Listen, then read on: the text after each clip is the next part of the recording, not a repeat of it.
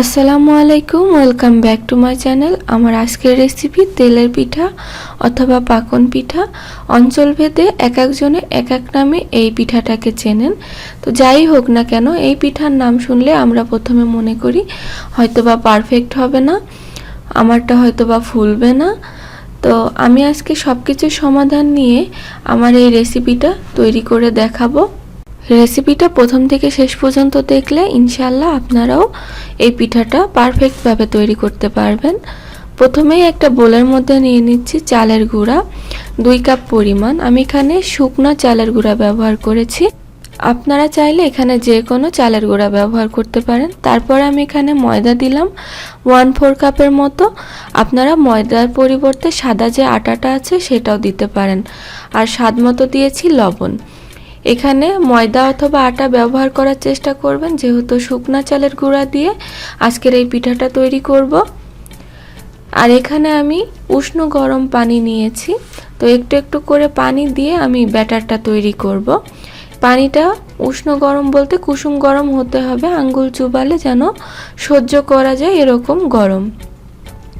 আর পানিটা কিন্তু একবারে বেশি দেওয়া যাবে না, একটু একটু করে দিতে হবে আর হাত দিয়ে মাখাতে হবে। অবশ্যই এই কাজটা হাত দিয়েই করতে হবে, তাহলে পিঠাটা পারফেক্ট হবে। তো এইভাবে আমি একটু একটু পানি দিয়েছি আর খুব ভালো মতো এভাবে চটকিয়ে চটকিয়ে নিয়েছি।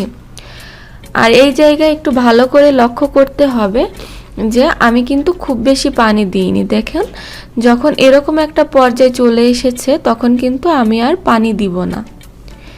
এই পর্যায়ে আসলে খুব ভালোভাবে মাখিয়ে এখন আমি এর ভিতরে দিয়ে দিচ্ছি খেজুরের গুড়। আমি এখানে গুড় নিয়েছি 1/3 কাপ পরিমাণ গুড় আমি এখানে দিয়ে দিব।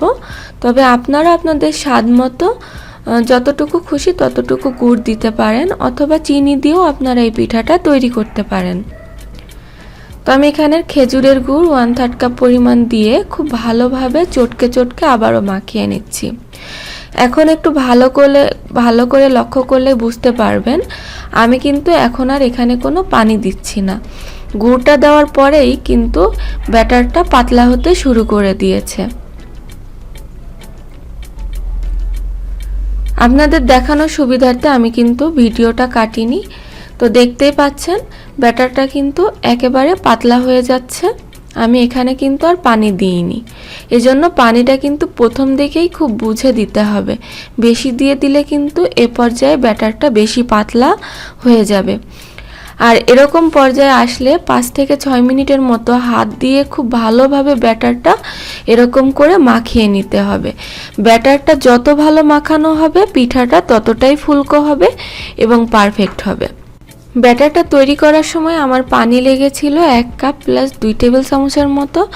তবে চালের গুঁড়ার পরিবর্তনে আপনাদের কিন্তু কম অথবা বেশি পানি লাগতেই পারে।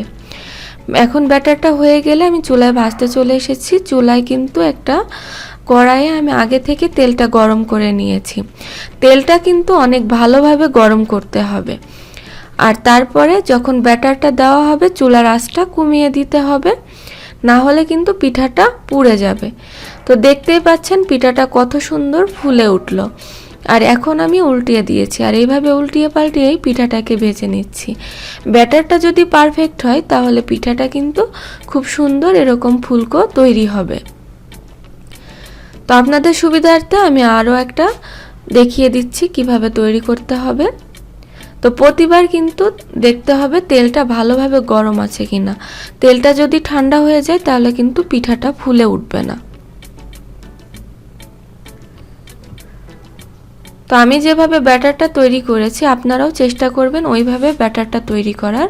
আর প্রতিবার ব্যাটার দেওয়ার আগে কিন্তু ব্যাটারটা খুব ভালোভাবে গুলিয়ে নিতে হবে। পিঠা তৈরি করতে গেলে এই কিছু কিছু জিনিস আছে, এগুলো একটু আমাদেরকে ভালো করে লক্ষ্য করতে হবে, তাহলে পিঠাটা পারফেক্ট হবে। তো দেখতেই পেলেন কত সহজভাবে তেলের পিঠাটা আমি তৈরি করে নিলাম। আর এই একইভাবে আমি সবগুলো পিঠা তৈরি করে নিব। এখন থেকে আর কোনো ঝামেলা নয়, যে কেউ এইভাবে চেষ্টা করলে কিন্তু এই পিঠাটা তৈরি করে নিতে পারবে। তো এখন আমি আপনাদেরকে দেখিয়ে দিচ্ছি পিঠাটা কত সুন্দর নরম হয়েছে আর ফুলকো হয়েছে। বাসায় অবশ্যই এইভাবে তৈরি করবেন, ইনশাআল্লাহ সবাই অনেক পছন্দ করবে।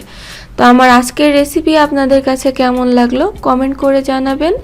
আর এরকমই সহজ এবং নতুন নতুন রেসিপি পেতে আমার চ্যানেলটি সাবস্ক্রাইব করে আমার পাশেই থাকবেন।